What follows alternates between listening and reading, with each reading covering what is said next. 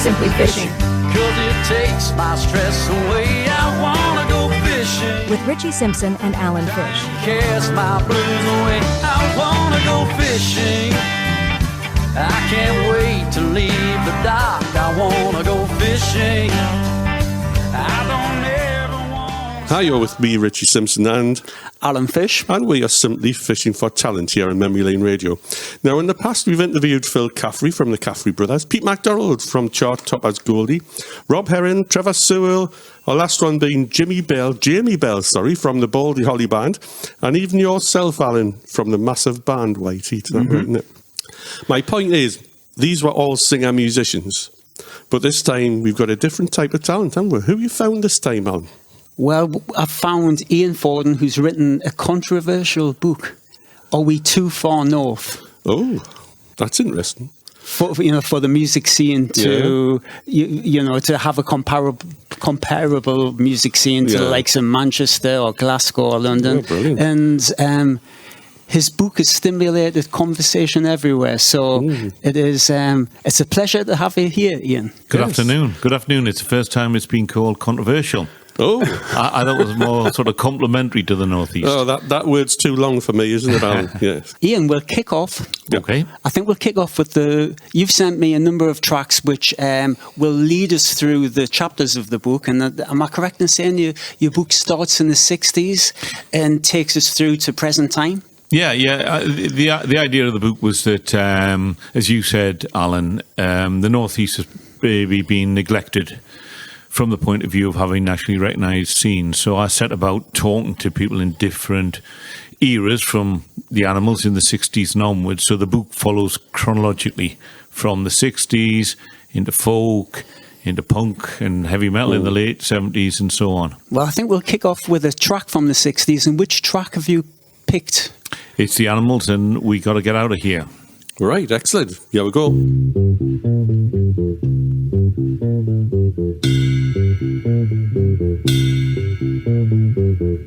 In this dirty old part of the city where the sun refused to shine, people tell me there ain't no use in trying. Now my girl, you're so young and pretty, and one thing I know is true, you'll be dead before your time is due. I know. Watch my daddy in bed at night. Watch his hair been turning gray. He's been working and slaving his life away. Oh yes, I know. He's been working so hard. I've been working too, baby. Every night and day. We gotta get out of this place. If it's the last thing we ever do, we gotta get out of this place. 'Cause girl, there's a better life for me and you.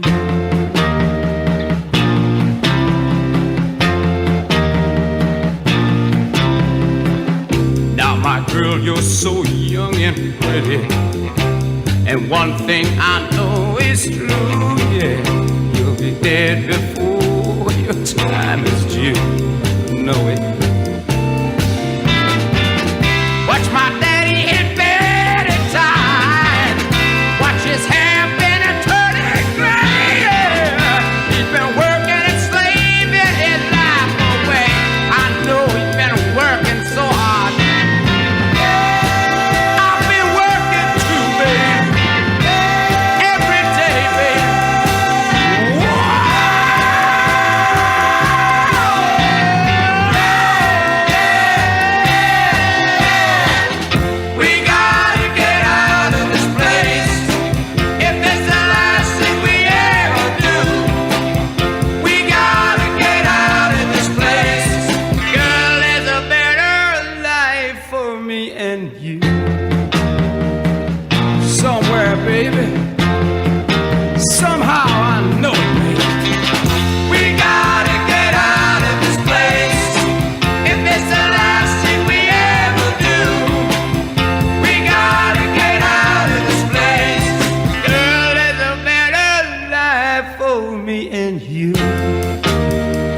believe me, baby. I know it, baby. You know it too.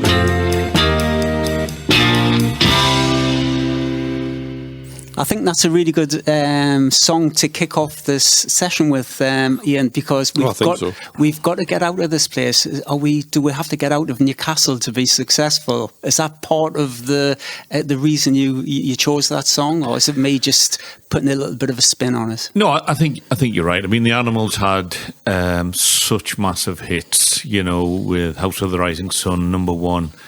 Either side of the Atlantic. But that song, it probably ties in with the idea of Too Far North.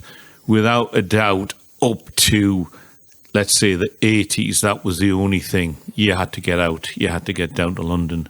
And it wasn't written by the Animals? No, and a point I make, I talked to a number of bands from that era, and it was so obvious that the place was vibrant, whether it was Newcastle or South Shields or Sunderland or Whitley Bay, they all had music venues which were full of people dancing and enjoying the music. But no band followed the Animals out the Northeast. There was no success. And I wondered, talking to the bands, the likes of the Junko Partners and the Elcourt, I wondered whether it was because the Animals didn't write their own songs or their hits, and therefore these other bands which followed them, they were given songs to record, and they weren't necessarily good choices. It could be. A good choice of song is absolutely essential. And this song was written by the husband and wife team, Mann and Wheel, Cynthia Wheel and Barry Mann. Yeah. Yeah, who wrote endless classics. You've Lost That Love and Feeling. They wrote that, Richie. Yeah. So they were accomplished songwriters, and I think, as you were saying, that Animals were given a brilliant song, which would have been gold dust to get them to the next level. Yeah, I think. Sorry. Oh, go on. Go. I think to be fair to the Animals, I think they probably chose the song. They'd listened to the Bob Dylan album and they chose House of the Rising Sun. And they had something special about them, didn't they? With Eric's voice and Alan Price's arrangement skills and keyboard skills, and his keyboards and all of it, and it came together. So they had that luxury to choose a song, whereas maybe the Junko Partners, who were seen as the natural successor, didn't. Yeah. They were presented with a song which they weren't necessarily comfortable with, and they had to do it. So, Ian, we've moved forward to the 70s, and you've picked Alan Hull's We Can Swing Together, which is a classic piece of songwriting. And again, why did you pick the song, and how do you feel that Alan Hull and Lindis Fawn fitted into the concept of your book? Yeah, I mean, I think the first thing to say is that probably Lindis Fawn are underappreciated in a sense, because at the time when they came out in the 70s, they were thought of as the next Beatles. And that might sound strange now, but that's what they were. And that song in particular is on an album called Nicely Out of Tune. And to me, the harmonies actually shout out to you, and they are nicely out of tune. They kind of contrast with the West Coast sound at the time across in America. And it's so raw and it's so passionate. And actually, it still sounds very fresh. Yeah, in terms of the production and what have you. But I think Alan's such an important figure. When I was talking earlier about the 60s and people not writing their own songs, the Beatles started writing their own songs, and then the Stones were told to write their own songs, and then you had Ray Davies. Really, in the Northeast, Alan was the only one who was writing songs. So he was in a band called The Chosen Few, who had a couple of guys who went on to fame, the likes of Mickey Gallagher. Mm-hmm. But Alan was writing songs, and if you listen to those songs, the influence is really the Beatles. You hear the Beatles in what Alan was doing. And so when he goes into Brethren and then Lindis Fawn, he carries that on, and he's got a stockpile of all these fantastic songs. Yeah. I think he's also discovered a band that mirrors the Beatles concept, where you've got three singers. Yeah. The Beatles had four singers, but you've got three singers, and so within on one album, you've got such a variation. You've got like tracks which could just be off a solo album. Then you've got all the harmonies. You've got a wide range of instrumentation. I think that was a huge strength that Lindisfarne had. Yeah. They had a lot of musical weapons by which they could appeal to a wide audience. Yeah, I think it's a fantastic point. I'd never really thought of it in terms of, how it reflects the strengths of the Beatles. I guess from my perspective, and when I was talking to, Ray Layla and Rod Clement, you call them folk, and they might say, well, actually, our background was blues. That's where they came through, the blues. And then Alan was probably influenced by the Beatles, as I said, and you get that amalgam, and then all the instrumentation, and what you really end up with is just a great band. You get a great chemistry. They are brilliant. Yeah. I play a lot of Lindisfarne stuff on the radio. Yeah. In particular, I like Meet Me on the Corner, mainly because I used to play that in the band myself, and it just I get memories of back in day. And also, what's the other one? Run for Home. Run for Home. Yeah. I mean, brilliant. ironically, Meet Me on the Corner was written by Rod Clement. Yeah. And that was their breakthrough hit. And I have a feeling that maybe that put Alan Hull's nose out of joint just a little bit. I think he's a strong character, and I think he was quite an inspiring character, but I guess he wanted to follow his path. Yeah. possibly, but give him an audience. Well, as Richie said, what a fantastic song. Oh, you know, totally. and as I say, in the Northeast, for me, maybe I was 6 years old when Nicely Out of Tune came out. You know, maybe I didn't get it. And you revisit these, and even my kids revisit Lindisfarne, and you think, wow, you know, well, I think that's as good as it gets. I think, Ian, you get a new set of ears every 20 years, and you listen to something that you might have been dismissive of initially, and you think, oh, this sounds brilliant. Why didn't I get it the first time? But I think the new set of ears as you get older of digital ones. Could be, yeah. But I think that's a good point, actually, because the production on the first two albums, it was two different producers, but the production is fantastic and it feels very alive, and you feel almost like you're in the studio. So you've got those really interesting harmonies, and you've got, as you say, maybe harmonica or violin, and it sounds very live, but very well produced. Yeah, absolutely.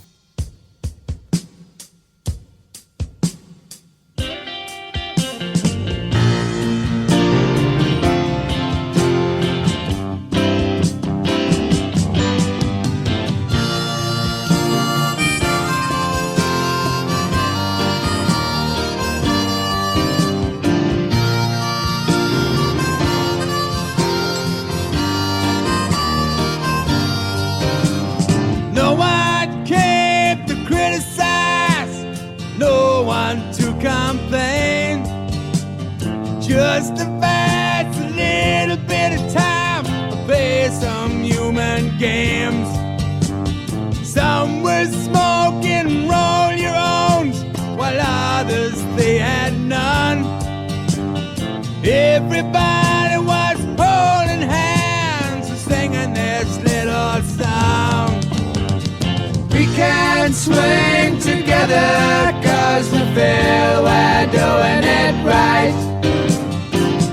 We can swing together, we can swing all through the night. Then when things were happening around about 10 to 4, there was screeching of bricks, dogs barking outside, and a hammering on the door. Then the voice of officialdom say, "Newman, in the name of the law." We just kept on holding hands, singing this song some more. We can swing together 'cause we feel we're doing it right. We can swing together, we can swing all through the night. And they broke down all the doors, they kicked the windows in. Let that doggy us off the leads and they ransacked everything. They stood us all against the wall, their faces split with grins, and they linked each other's handcuffs and they merrily began to sing. We can swing together 'cause we feel we're doing it right. We can swing together, we can swing all through the night.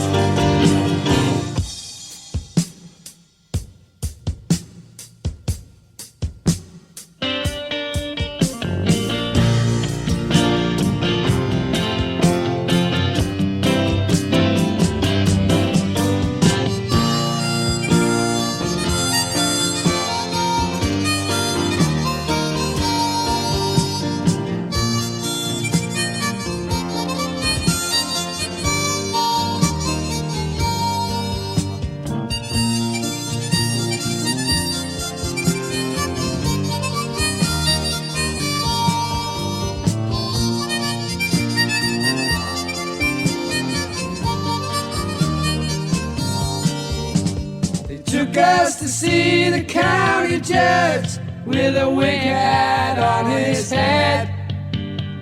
He heard our case with a smile on his face, and this is what he said: I'll have to send you all to jail for doing this terrible thing.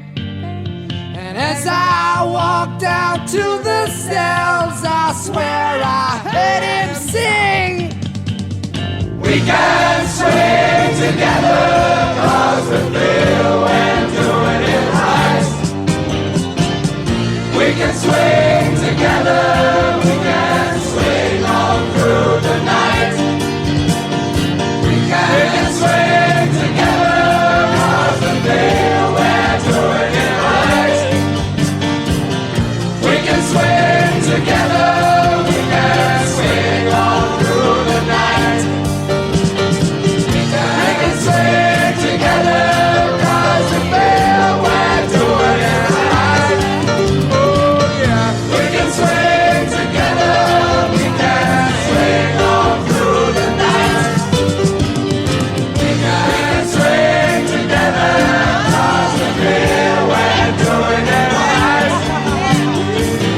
We can swing together, we can swing all through the night. We can swing together, 'cause we feel we're doing it right. We can swing together, we can swing all through the night. We can swing. Well, we've moved forward now to, what was interesting? To one of my bands, White Heat, Nervous Breakdown, which was late 70s, early 80s. Oh. So we'll have a little listen to that and we'll see why Ian's put this in the into the mix.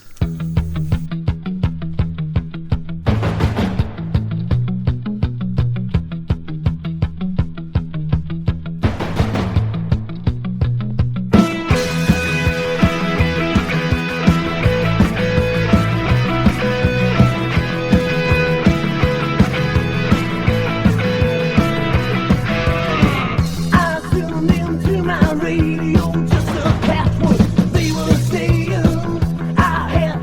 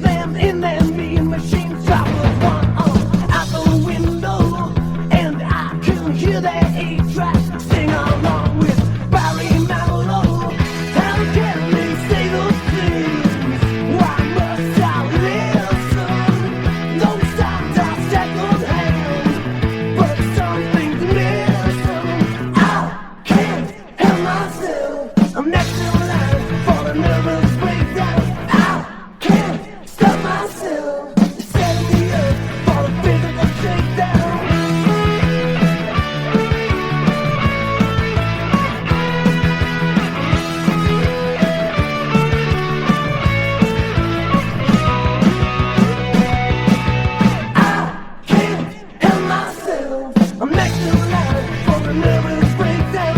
I can't stop myself. Instead of me up for the physical shakedown, I just cannot tell myself. Next in line for the nervous breakdown. I just cannot stop myself. Instead of me up for the physical shakedown. I'm next in line for the nervous breakdown. Instead of me up for the physical shakedown. I'm next in line for the nervous breakdown. Instead of me up for the physical shakedown. You're next in line for your nervous breakdown. I said I'm setting you up for the physical shakedown. You're next. Ian, so that's an interesting one for me. You've taken me on a journey back in time to my days with White Heat when I was in my late teens, early 20s. Bless. And so why did you pick that track? Well, I guess, you know, in terms of musical scenes, and that's the subtitle of the book, musical scenes of the Northeast.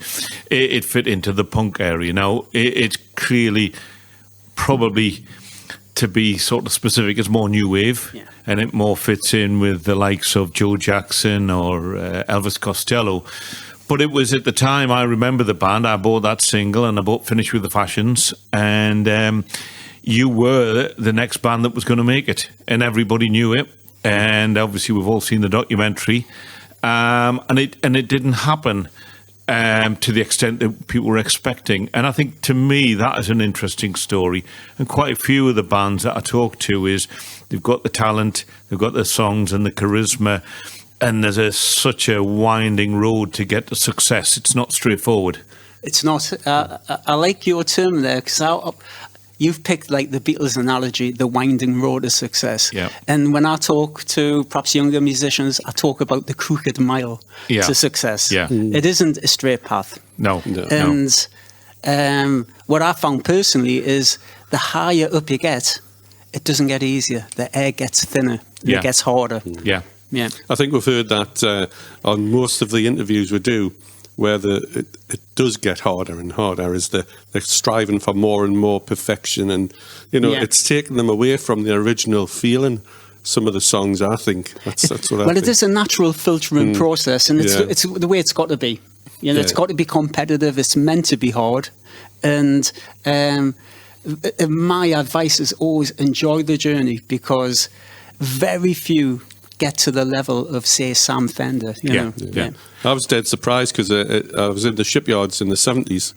When I interviewed Alan, which was my second interview, I had Pete MacDonald and you, and that's how you joined the throng. He's my co-presenter now, so which is a good thing, keeps me going.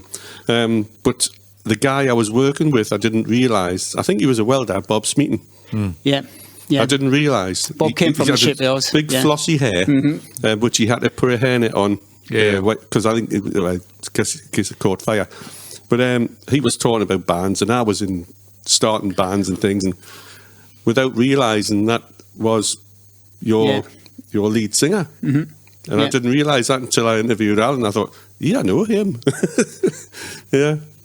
It's a small world, It the certainly Northeast. is. I think it is.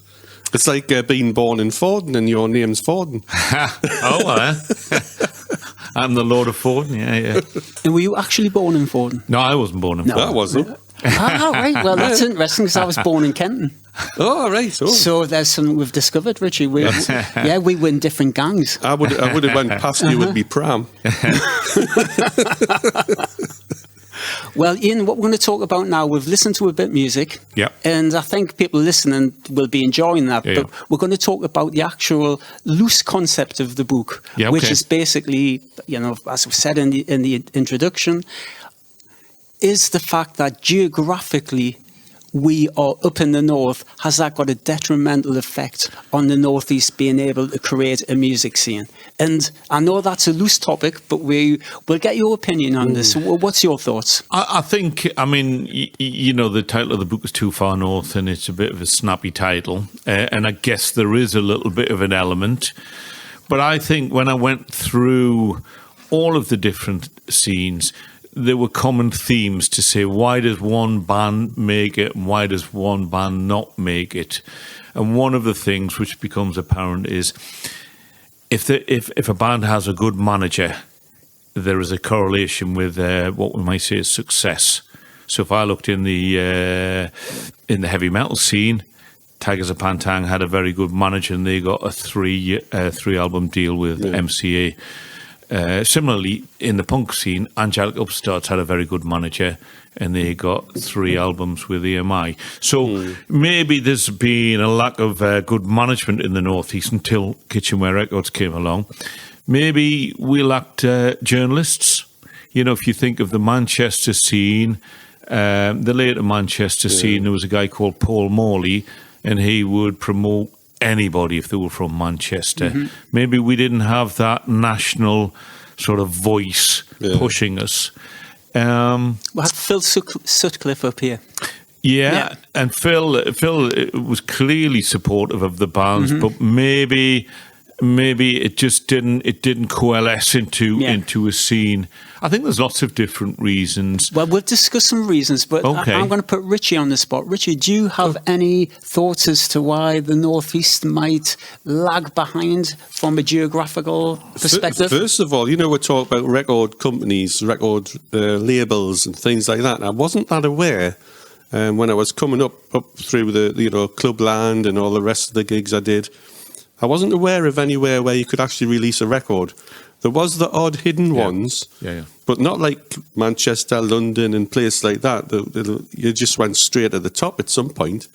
But up here, there was the lack of opportunity to find the label and then progress through the upper channels, as I would call it. I would agree. I mean, as I recall in the 70s, I think there was only 2 studios up here, which would be Impulse Studios, which were in Wallsend, and Guardian Studios, which were in Pittyme, Durham. Oh, I didn't hear about that one, but the first one, I can't think of any other studios, so... The avenue of to release your stuff wasn't up here. The infrastructure wasn't up here. I mean, just to broaden that conversation, I compare that also with football. Yeah. That only recently have we had success the other week where silverware, 70 years we've waited. Now, I've been a football supporter as long as I've been in bands as a music supporter. And we find it so hard to attract footballers up to the Northeast. We've always got to pay over the odds. And some of our greatest players, from Peter Beardsley or Paul Gascoigne, Chris Waddle, they find success by leaving the Northeast. Very similar, like a parallel concept to what we have with the music scene. Do you think there's any validity in that statement? Yeah, I think there probably is. And again, I hadn't thought of it in the football analogy. But I think there is that need to go down to London specifically. I think it took till the 80s, which I know we're going to get onto, to Kitchenware Records, where Kitchenware Records was set up to say, no, we're great up here. You come up to us. And Keith Armstrong and his 2 friends who set up Kitchenware Records were successful. They got people to come up, and he said, we don't need to go. So, it has changed. And I think the point you're making, Richie, is a very good one. We didn't have indigenous labels, but we had a label called Neat Records at Impulse, and it was a heavy metal label. And they signed up bands who became influential around the world, like Venom and Raven. So when there was the existence of that label, it worked. Yeah, absolutely. We're going to go back to, again, discussing the concepts of your book. And we've talked about the geographical challenge of getting people to come up to the Northeast and set up a record business or create a music scene. I think another way to look at it is a lot of the talent that we've got in the Northeast, it's almost like a talent drain. That they think, right, if we want to be successful, we're going to have to get ourselves down London, and that leaves. I spoke to one chap, and it was very controversial. He said he thinks there hasn't been a vibrant music scene because there's a lack of talent. Now, I considered that and thought, well, is it because the talent moved away? I mean, I would think one thing I would dispute for that gentleman is to say there weren't vibrant scenes. I think the scenes which were up here often were very vibrant. The fact that they weren't written about or, trumpeted by London journalists doesn't mean there weren't scenes. So there's been some fantastic periods. Yeah. But I think you can't dispute the fact that we've had immense talent. When I was interviewing Lindisfarne, Ray said to me, he said, "Are Dire Straits, or do you consider Dire Straits to be a North East band?" And I would say, well, no, not really. But they knocked about with Mark Knopfler. Mark Knopfler's from here, and it could be Brian Ferry, or it could be Dave Stewart, or it could be whoever. The talent is here, but it has been all of those people I've talked about. They've had to go down south. I mean, Brian Johnson is a great example. Oh, yeah. Big had a bit of success up here, but then he goes down to join AC/DC, and it's takeoff. And I think what we've missed, what we have neglected here, is everything we've played has been very much male orientated. Yeah. So a great band from was it Ferry Hill? Correct. Penetration, and they were fronted by Paulie Murray. Yeah. I think it would be nice to listen to a Penetration track and hear a little bit about their story, Ian. Yeah, we'll go.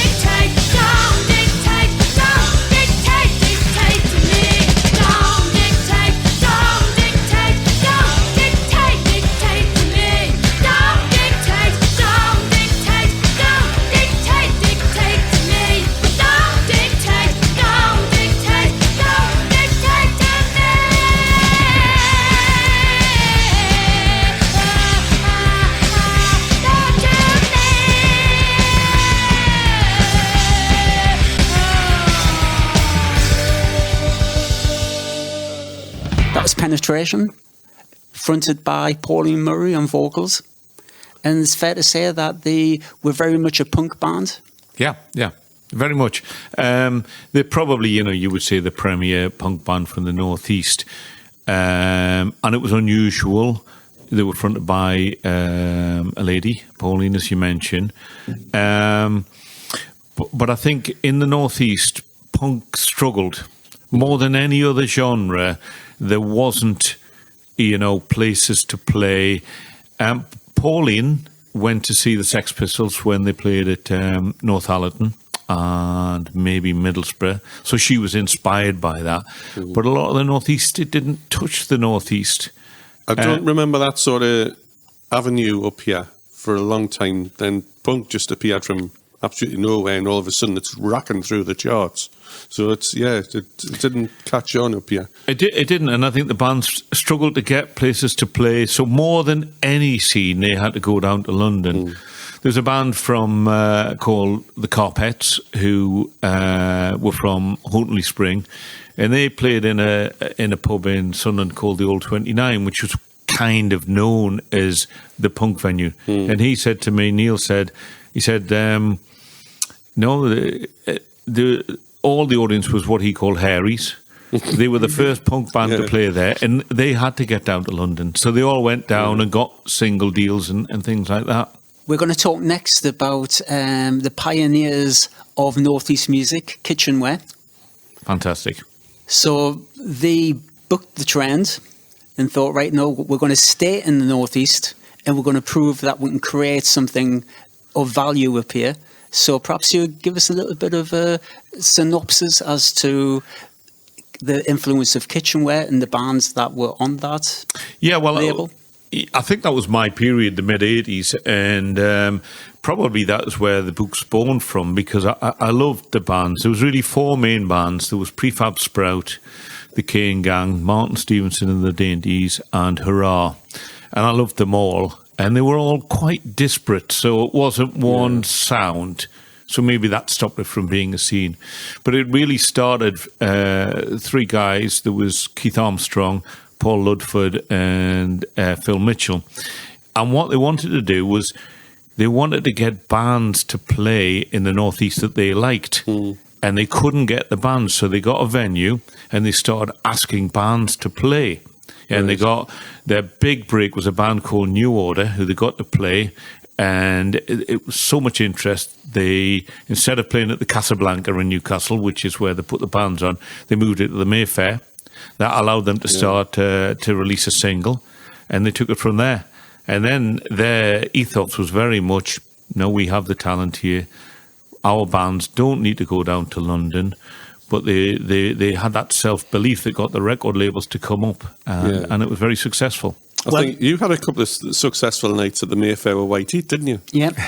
It was a great venue to play, and that was something on our list of things to achieve. Yeah. We wanted first of all to get onto the pub rock scene. Once we were accepted there, we thought, well, could we ever make it to the Mayfair? And to headline the Mayfair on 4 or 5 occasions, for us, was a great achievement. Yeah, absolutely. But getting back to Ian talking about Kitchenware, there certainly was some fantastic talent there. And we're going to listen to a couple of tracks. We're going to listen to the Cane Gang. And the Cane Gang's track, that for me is just pop perfection. Listening to it today, it is perfect. It's beautiful. Actually, for me, it reminds me very much of Hall & Oates. Oh, yeah. It's perfectly written, perfectly produced, and the vocals are sensational. Yeah, agreed. And we're going to listen also to my friend Martin Stevenson. All right. And that the album I always think of as being one of the Northeast great albums, up there with Nicey Out of Tune, up there with Sam Fender albums, is Boat to Bolivia. Yep. Nice. Good album. Fantastic album. Yeah. It's Crocodile Cry is off of that album, isn't it? Correct, yeah. Right, well, we'll listen to these 2 tracks, and then we'll have a little more of a chat about the challenges of the Northeast. Great. Okay, so here we go.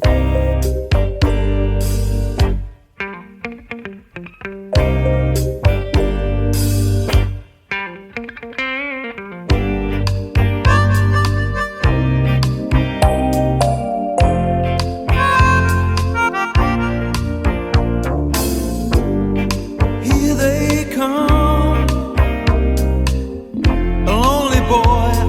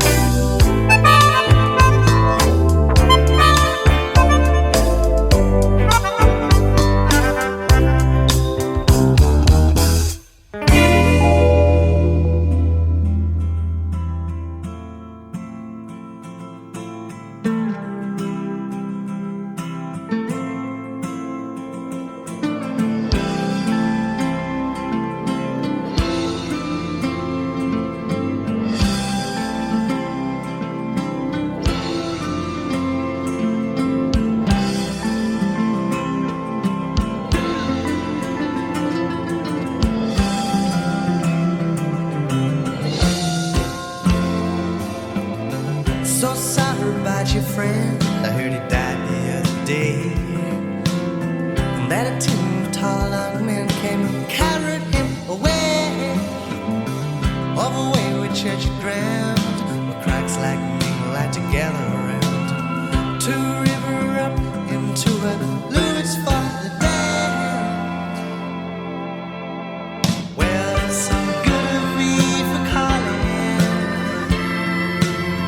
One guy be pleased with me for morning. I'm a hypocrite, crocodile crying, and it feels so good.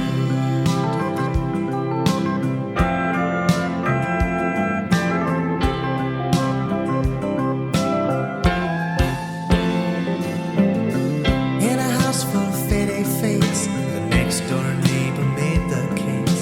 With Elton John records playing loud upstairs, it could be just the time to strike. I'll be casual and ask about a will that could be mine throughout. An opportunist, you might think, but I have to earn my breath. Well, it's so good of me for calling. One guy be pleased with me for morning. I'm a hypocrite, crocodile crying, and it feels so good.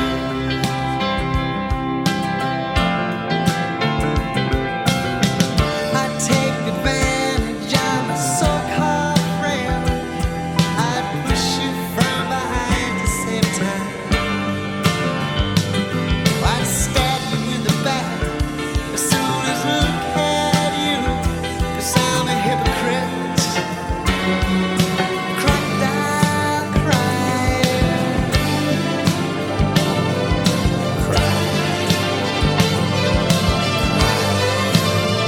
and it feels so good.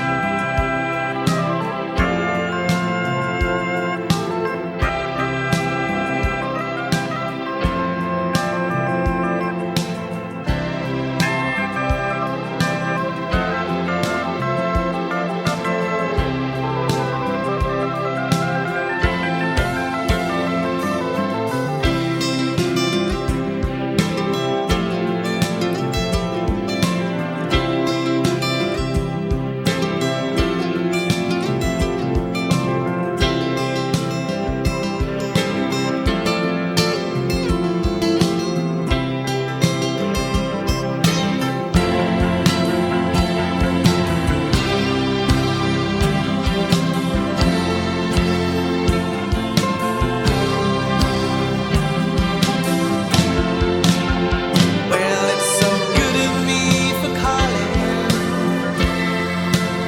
One guy be pleased with me for morning.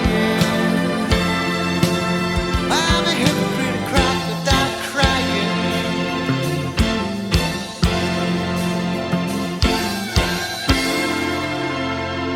and it feels so good.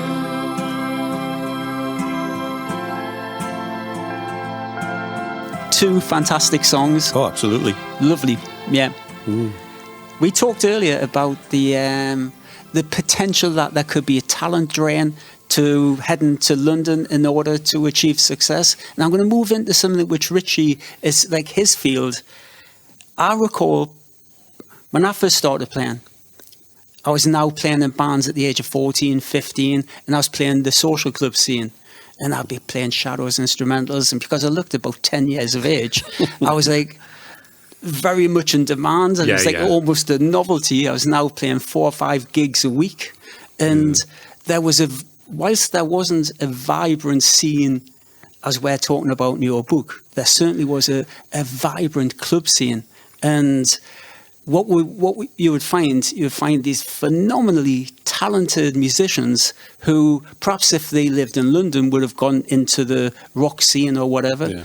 They migrated into the club scene. They used to call it the club trap because as soon as they got into the clubs and started getting used to the money because the money was very good. It was very difficult to extract out of that and go down the road of trying to become an original musician, playing the pubs, which, as you know, was not a particularly well-paid area of music. How do you feel about that, Richie? Because what it was, I mean, we spent a full 7 years, although we were playing long before that and after that, but 7 years when Clubland was at its, I would say, a peak, nigh on the peak. Would that be about the 80s, would you say? Or? 80s, 90s. Yeah. What it was, we worked for every agent in the country, and we'd have what they call 10-day nets. So you have 10 gigs, could be in Wales, 10 gigs in Scotland. So we went 10 days somewhere, come back up north, went past where we lived and up the other end of the country. So 4 days at home in the middle, up to 10 days, and then that was 7 years. But you got comfortable. Yeah. You know that the income was canny good, and you just got comfortable with it. You didn't want to leave it. You know, it's like getting the weights packet every week. Yeah, you had a ready-made audience because I mean, we would be playing these clubs, Wester Hope Comrades, Ashington Central. You turned up and the place was packed, so you weren't having to go around fly postering to try and get people to come and see you. Well, we were loading in the fire doors at the back at probably about 5:30, because I always like to get set up quick. To have plenty of time to set up, I should say, and then they're at the front queuing up at the same time. And you think, no, we're not on till like 7 or 8 o'clock. It's like mad, and it was chocker. The only thing that spoiled it was smoking, because we actually reeked, you know, when you've got all these people smoking in the same room. But well, that's better than the punk scene where you would be getting spat at.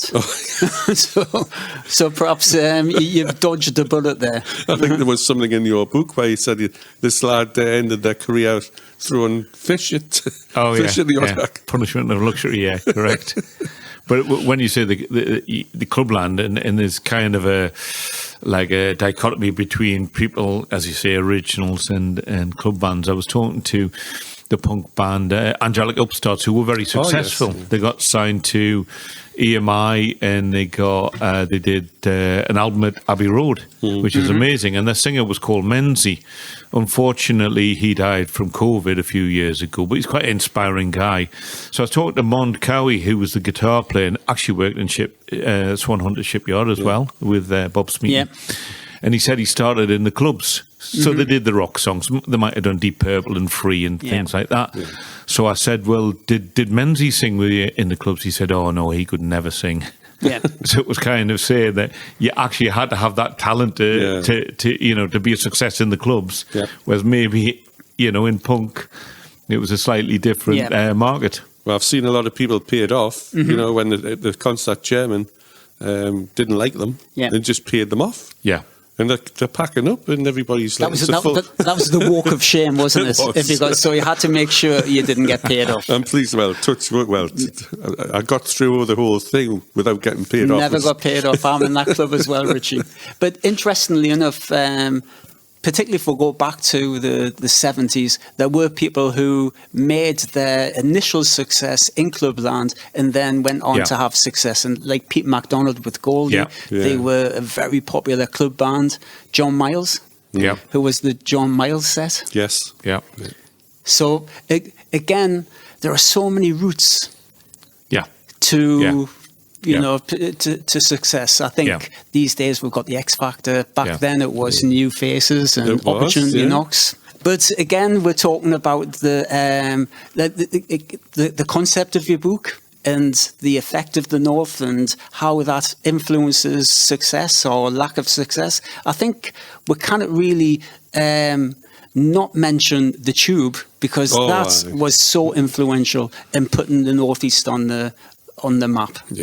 Yeah, I think so. And I guess it was a time of change, and that was quite a revolutionary program, wasn't it? It was live music. And I was listening to an interview with Holly Johnson from Frankie Goes to Hollywood, and who's talking about that and talking about how good it was for them to come up to the Northeast. They loved it. People were friendly. It was live, and how really it's not been replicated. Yeah. Well, my friend worked in Tyne Tees Television, in the Tube. That was the studio next door, which was linked in to Tyne Tees Television. And I remember going there. He got backstage passes. Well, we're actually just in front of the stage, and the Eurythmics were rehearsing. Yeah. And I was just in awe. Yeah. Because they were absolutely live. Yeah. And the quality of what they were coming up with was unreal.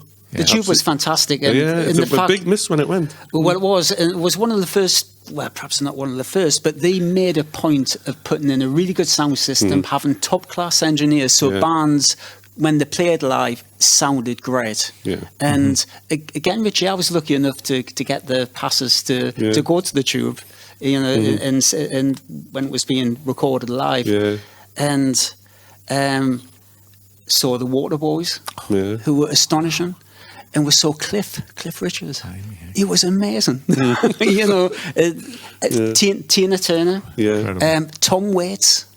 I think the other thing. Sorry, Alan. But the other thing was they did take a chance on new talent. Yeah, they did. So they had Frankie Goes to Hollywood at the start. I remember they had the Toy Dolls on, and so some Northeast talent. But I think the Toy Dolls were the first band to play on the Tube, and they actually played in the tunnel, which led it into the studios.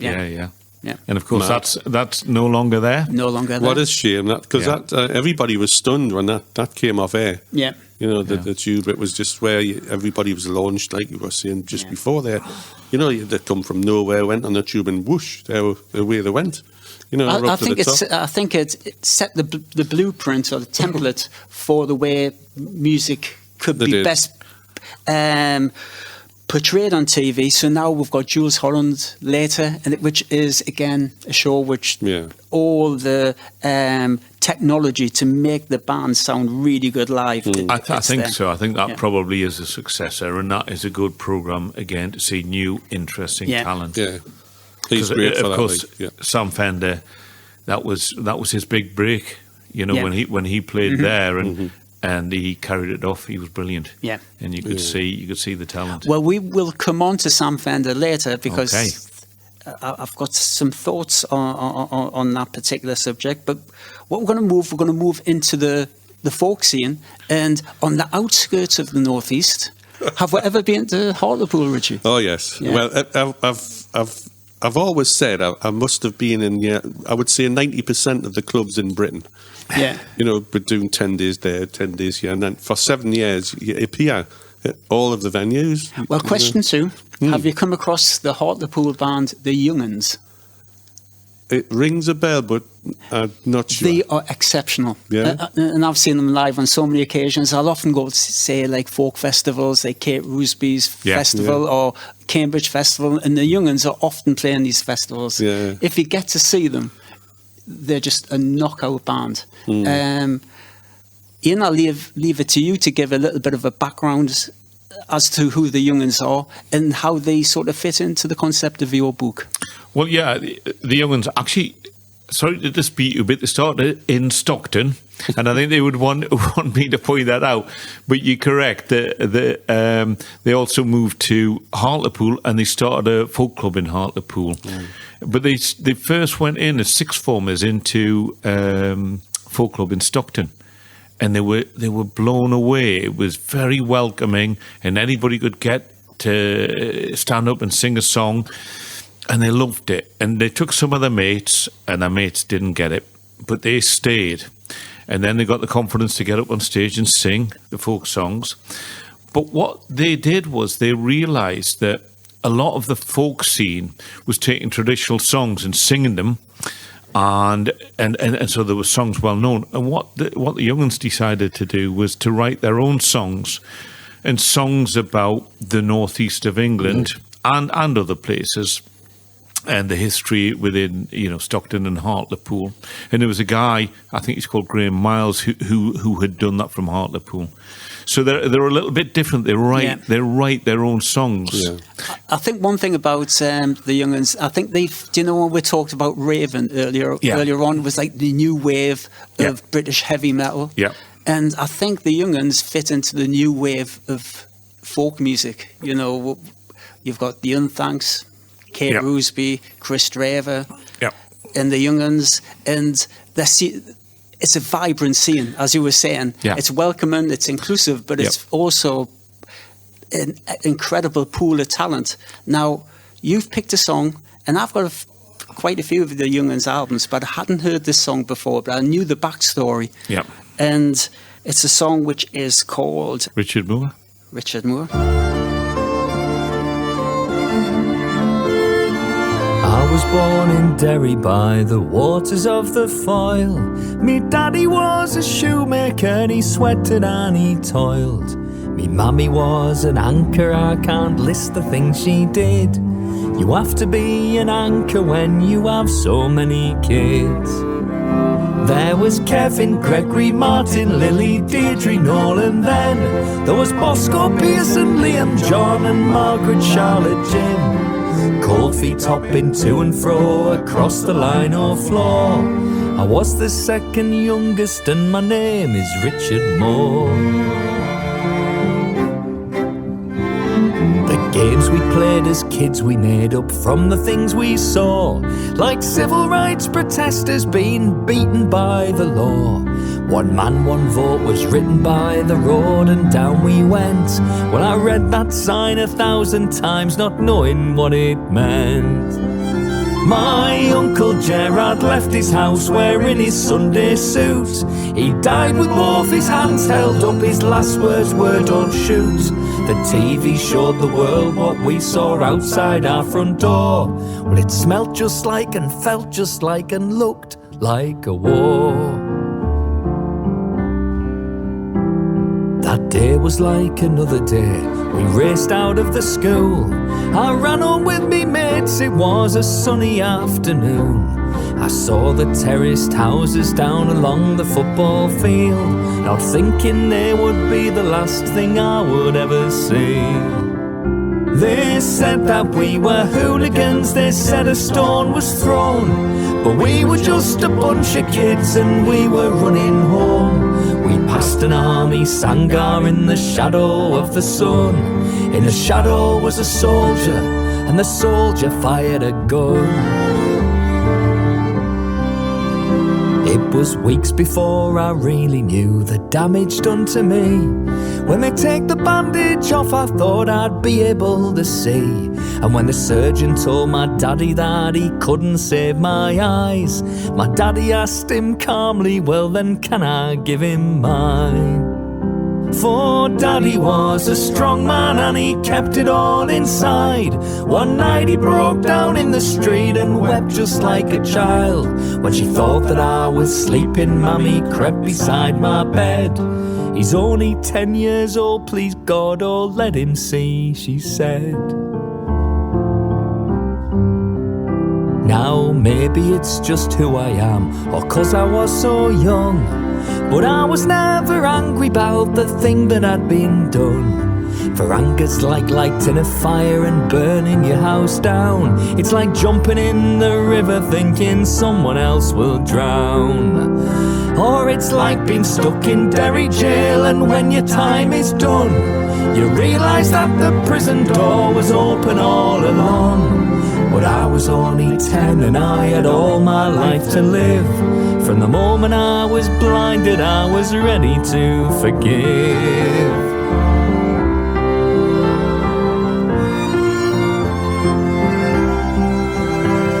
Now I grew up to be a man, bathed in my family's love, and I used my compensation fund and bought myself a pub. Then I met Rita, fell in love, we married, had 2 girls. I taught myself to play guitar and rocked over the world.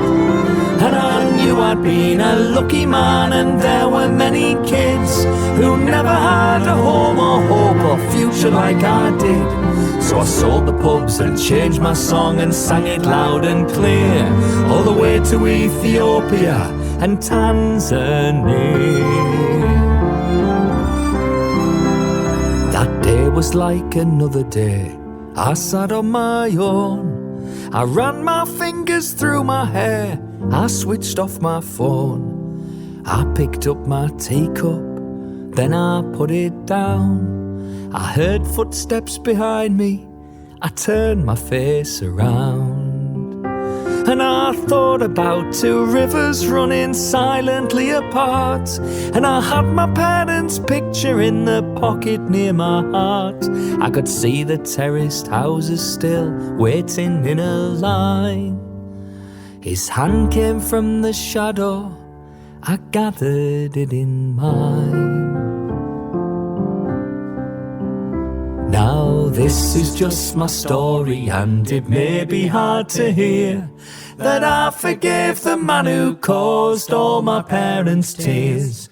But I did not do it for him, nor for him to see.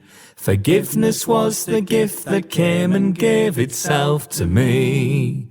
Though the truth can be relentless and you think your heart can't mend, and it's like the world is ending all over again. Though the bullets flying still somewhere high above, may you find forgiveness deep down in the depths of love. Every song on that album is like that. They're quite emotional. Yeah. And I asked the guy, I said, do you get emotional singing them? And he said, yeah. He said, I do. You know, because there's one about three fathers walking, which is three gentlemen whose kids had killed themselves. Tough subjects, yeah. There's one about somebody whose fiance died on the Lockerbie. There's one, the Wearmouth Bridge in Sunderland.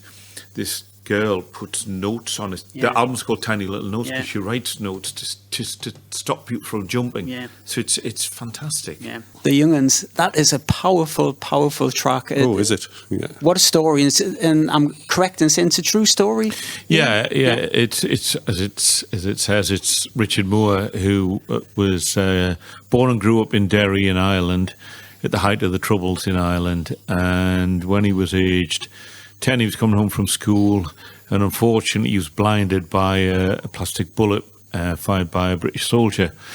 And obviously he had all the challenges, and that's what the song talks about, is challenges in life. But later on, many years later, he met the soldier and he forgave him, and they became friends. And it just tells the story. And I guess what they're about is saying folk music is about telling stories, and stories which should be passed on from generation to generation. So on that particular album, they have a song about three fathers walking, who are three fathers who unfortunately lost their children to suicide.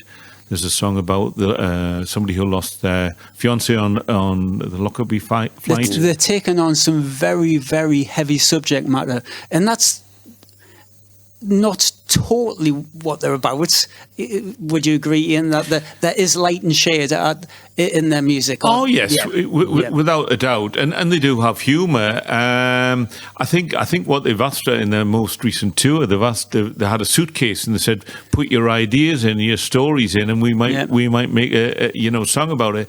So they're kind of updating the folk tradition, and as you could hear from that song, they've got fantastic voices. They have, and beautiful music on that particular track. They're really good narrators. I've seen the Young'uns on a few occasions, and one of the songs which impressed me was Billy Bragg's "Between the Wars." Yep. A song I've heard so many times. Yep. When the Young'uns performed it, I found myself really listening to the lyrics, and I think that's the power of their music. Yeah, I think so, and I think talking to the Young'uns, and then I talked to the Unthanks, and people like Richard Dawson, who he might say is not in the folk scene, but it really is reflective that the Northeast, if we said we had a nationally recognised scene, it would be folk, because around the world they know about the Bridge Hotel Folk Club, and then Folk Club in Birtley, and then unfortunately there was a folk club in South Shields at the Marsden Inn, and that shut down. But there's always been, from the 1850s onwards, there's been a folk scene. Yeah. No, I would agree with that. We're going to move now to Sunderland, and you've picked the Featureheads. So this is much more my kids' genre of music. I know, particularly my youngest daughter, Katie, she used to go to see Maximo Park Yep. and the Future Heads, and so it was nice to see that you've included these, because are they a band from what sort of era would you Well, say? it would be the start of the 2000s, Yeah. and I guess, I ended the book with those bands, and including Maximo Park, and I might call it the Sunderland scene, but that's just because where most of the bands came from. But again, they fiercely said, we don't need to go down to London, and maybe they reflect, and for the Futureheads in particular, the PR man and the manager, they got a great manager from down London called Jazz Summers. Yeah. And he was very important. He could see their talent and their sound. So they've remained. And great band, great sound. Well, let's have a listen to the Futureheads. Excellent. This is a brand new problem, a problem without any clues. If you know the clues, it's easy to get through. But you look confused and you don't know what to do. It's hard to give an answer if you haven't got a clue. If you work it out, tell me what you find.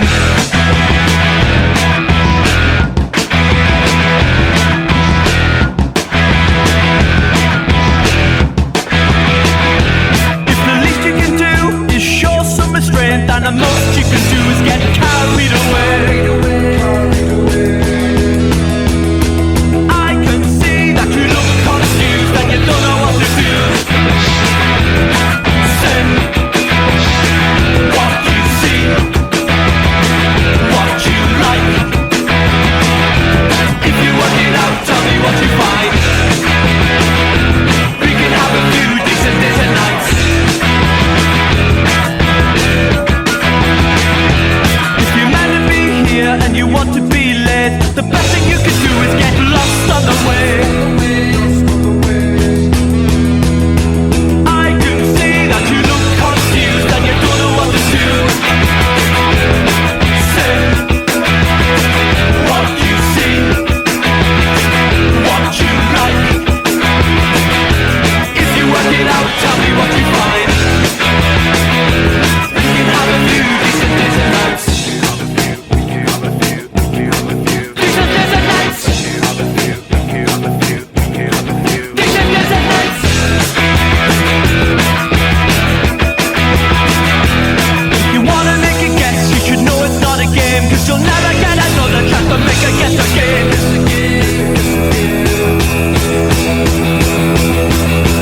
This is a brand new problem, a problem without any clues. If you know the clues, it's easy to get through. But you look confused and you don't know what to do. It's hard to get an answer if you haven't got a clue. If you wanna make a guess, then you know it's not a game. Never get another chance to make a guess again. If you work it out, tell me what you find.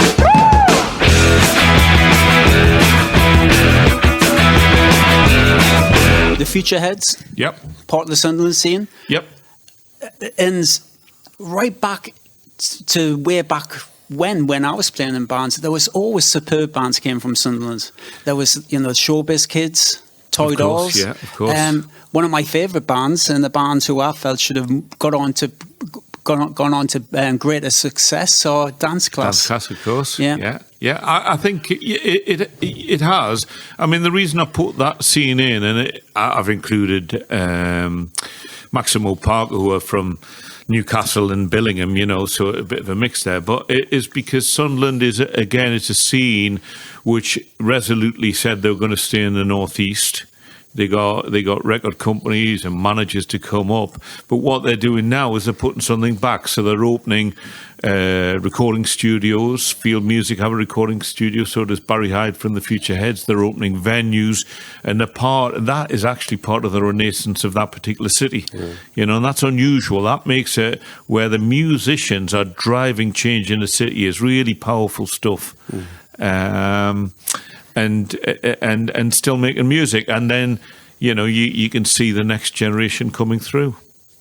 Well, talking about the next generation, something which I'm referring to is the Sam Fender effect. Yeah. I think he's certainly the spotlight is now shining on the northeast again, and there's up and coming musicians or artists and bands who will undoubtedly benefit from that. I mean, people like Andrew Cushion. I know a name here which I wasn't familiar with, but you explained to me. He's a young talent, Patrick Gosling. Yeah, Patrick's from South Shields, and Patrick played in a band with my son, actually, but they used to play, and I remember my son coming in and saying, oh, there's this lad called Sam Fender, and he said he's got an incredible voice. So that was maybe, I'm trying to think how many years ago, 6 or 7 years ago. So he was recognised there. But I think Sam Fender is obviously inspiring people. And obviously he's passionate about where he's from, North Shields. But there's another person who I interviewed for the book called Nadine Shah, who's from Whitburn, and she's been signed to EMI North. Now, EMI North is set up to look at northern talent. And what Nadine is doing is to say, include the Northeast in that. Yeah. Because it's based in Leeds. And maybe part of that is Sam Fender's effect. Maybe the record companies, the likes of the biggest record companies in the world, are saying, what's going on up there? You're totally right. Like he's brought the onus back up this way again. It's genius to have a surname Fender, isn't it? I mean, everybody remembers Fender. Absolutely, yes. But I think what is particularly important, and it goes right back to the very first point I made about the Animals. What Sam Fender's doing is writing his own songs, and that kind of goes in the face of what the record companies want to do. The record companies want to use songwriters to give to whoever it might be, the latest singer. Well, Sam's not doing that. He's writing his own songs, and that is a model for the young people in the Northeast, and I think it's fantastic. Yeah, but the great thing now is we're talking about recording studios. It's hard to find a record label and all the rest of it. You can do this in the house now with definitely the amount of technology we've got now. People are releasing their own music from their own place. Yeah, it's like, absolutely. And uploading it to wherever it is, Spotify or Facebook, YouTube. There's just so many avenues now, to put yourself out there. But also, Alan's making the point that at one time there was Impulse and Guardian, and that was it. Now, if you went to somewhere like Sunderland, there's probably 4 studios. If you go to South Shields, there's a couple. If you go to Newcastle, there's probably 5 or 6. Yeah. So there are studios, and they can produce good sounds. So I would say the Northeast is as vibrant as it has been since the 60s. Oh, yeah. Well, I think that is a great positive note to end this session with. Yeah. But what I would like you to do, Ian, and we're going to give you 45 seconds to really market yourself, promote your book, let people know where they can get the book, because it certainly is worth reading. What I really like about it, because you've subdivided it into chapters, it's a book you can pick up. You can read a chapter from an era which you may be specifically interested in, and then later on pick it up again and just work your way through the book without having to read it cover to cover, which sometimes can be a challenge. You look, because it is quite a hefty book. I found that was a great appeal for me. I could just cherry pick, eras which I wanted to read about, and then I could read about eras which I had no knowledge of and educate myself. So we're going to set the timer, 45 seconds, off you go, Ian. Okay, well, I guess the book was a passion project in that, I've always been a music fan, and I've always been proud of where I'm from. And I felt it was a book which needed writing and hadn't been. But I've said to people, or I said in the book, if you read through this, you could find your next favourite band, because of some of the bands you haven't heard. And people have said that, I listen to Punishment of Luxury or Field Music, and they love them. But the stories in there, some of them are quite tragic and heartrending, how people have been let down by the music industry, but some of them are very funny. And, you talk to musicians and they're entertainers, so they can tell a good yarn. And I guess that's what I hope the book is it's an entertaining and easy read. Yeah. And if you want to buy it, yes, you can.